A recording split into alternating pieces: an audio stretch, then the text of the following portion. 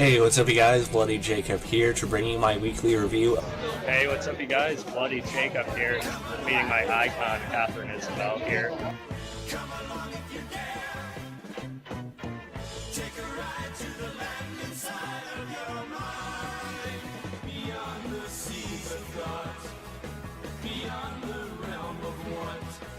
Across the streams of hopes and dreams where things are really not.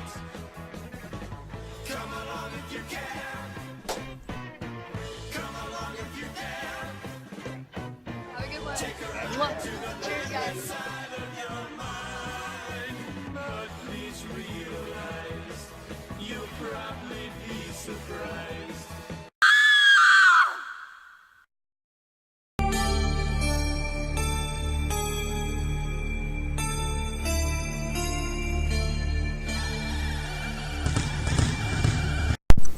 Hey, what's up you guys? Bloody Jacob here to bring you a TV review. This time we're going to be talking about the final season of Burn Notice on the USA Network. Actually I ended up watching this season a couple months ago maybe. I don't know if it's been quite that long, but for some reason I just never got around to making the video. I did a review on season 6, which I liked quite a bit. And I've always liked Burn Notice. I've always enjoyed it. From watching with my brother to when I started taking TV shows more seriously.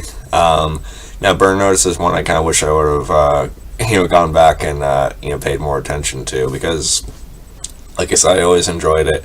And season 6, I think, stepped it up and, gave, I think, one more engaging plots of the show. But season 7, this final season, I was really, truly impressed by. Now watching Bruce Campbell and Ash vs. Evil Dead, I kind of want to rewatch Burn Notice again just because of him. This season I was especially impressed by because, of course, it's a final season. It also had fewer episodes, 13 episodes. So I was actually kind of excited by that too because I knew the plot would be more, concise and, focused on their end goal for Michael Weston, Jeffrey Donovan and the others. But I wasn't expecting it to be quite as character-driven as it was. Now, Burn Notice has always had enjoyable characters, and I liked them, and there's definitely been some good development over the seasons for sure. But this one really honed in on it a lot more than I thought, and a lot more than I gave it credit for previously. So I was really impressed by that. Like this picture here, Michael starts off in deep cover after his deal with of course the CIA at the end of season 6. And that's a big part of the season is him being in that deep cover and him basically being a different person. And as Michael narrates, after so long, he basically, lines get blurred on who he is and who he's not, things like that. And on the way he meets a certain actress you may recognize if you're a fan of Supernatural. Let's see. Just want to get some information right here.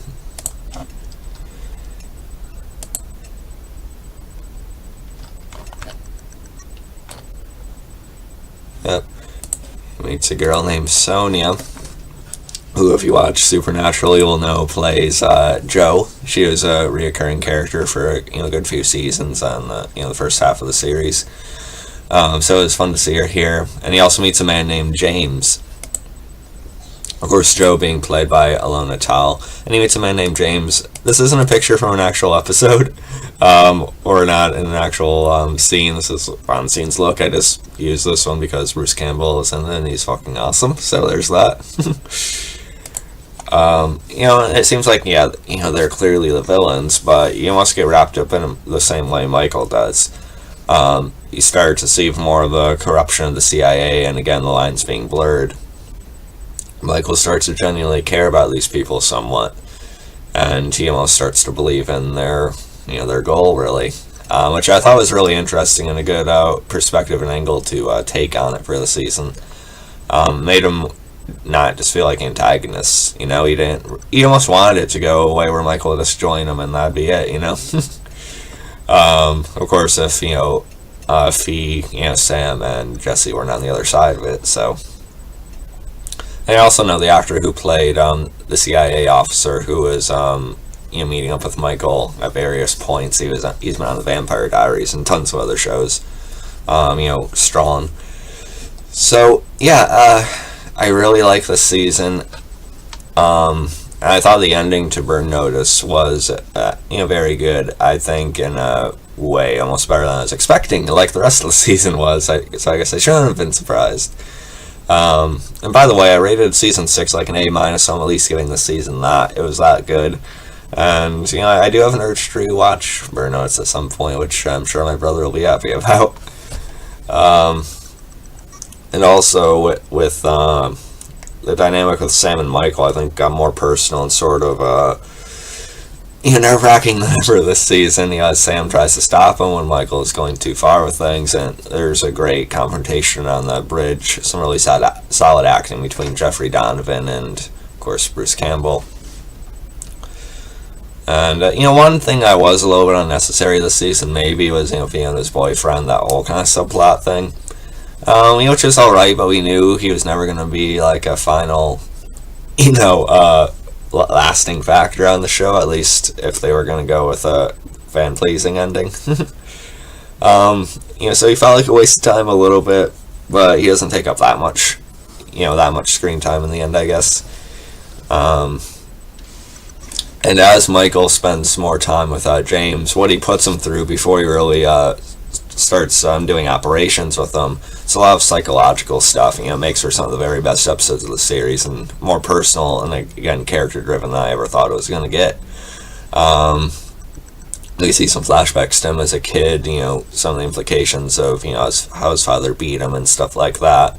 Got pretty deep, and I really liked it. It really made Michael feel like one of the all-time great characters, really.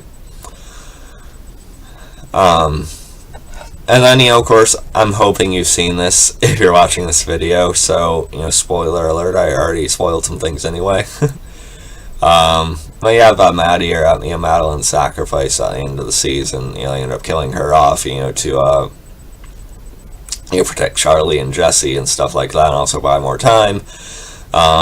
Which I thought was a really well done scene or sequence. You also have Michael on the phone with her, not too long before that, and Michael's literally in a spot where he can't, move, he can't get to where he can't, jump in a car and drive off.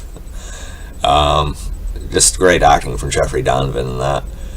Really emotional. I almost, I don't know if I wish another character would have died too. I think it would have had even more impact if Jesse ended up being killed somehow too, or I hate to say it, but Sam or something. I don't know. Even though I wouldn't enjoy seeing that.